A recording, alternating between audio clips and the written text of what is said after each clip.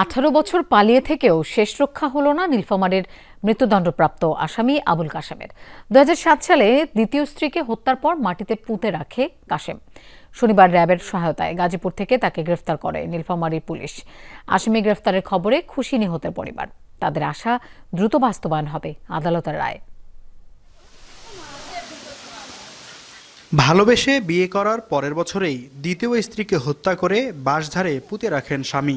এরপর কেটেছে 18 বছর, তাও লোকচক্ষুর আড়ালে।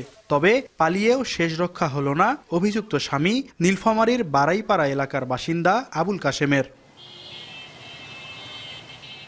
যদিও এর মাঝেই নিহতের ভাইয়ের দায়ের করা মামলায় আদালতের দণ্ডপ্রাপ্ত হন আবুল কাশেম। তথ্য প্রযুক্তির সহায়তায় শনিবার গাজীপুর থেকে গ্রেপ্তার করা হয় চাঞ্চল্যকর হত্যা মামলার দণ্ডপ্রাপ্ত এই আসামিকে। আবুল কাশেম বেগম খাতুনকে হত্যা করে সেই ডেড বডি তিনি একাই দাফন করেছিলেন। দাফন করে রাতের বেলা পালিয়ে গেছেন। রায় হওয়ার পরেও ধরাছোঁয়ার বাইরে ছিল 1.5 যুগ। অবশেষে গ্রেপ্তারের খবরে স্বস্তিতে নিহতের স্বজনরা। এখান থেকে তার ভালোবাসা করিয়া এখান থেকে নিয়ে গেছে বিয়ে করি। আমার এখান থেকে যেদিন বেড়াইয়া চলে গেছি ওই দিনে মারছে। তারপর আমি দোকান করে হাতিবান দেয়, তখন থানার থেকে পুলিশ এসে এই টাইমের ঘটনায় আমাকে বলতেছে তোমার বোন মারা গেছে, তুমি জানো না।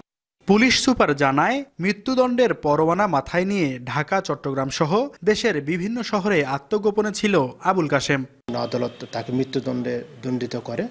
পরবর্তীতে আমরা তাকে নানা প্রকার তথ্যপ্রযুক্তির সহযোগিতায় গতকাল আমরা তারা গাজীপুর থেকে প্রায় 18 বছর পলাতক থাকার পরে তাকে আমরা গ্রেপ্তার করতে সক্ষম হই। শুধু এই মামলা নয়, চাঞ্চল্যকর অন্যান্য মামলার আসামি ধরতে তৎপরতা অব্যাহত রয়েছে বলেও জানিয়েছেন police super. Mahmud Rafin, Jamuna News, Nilphamari.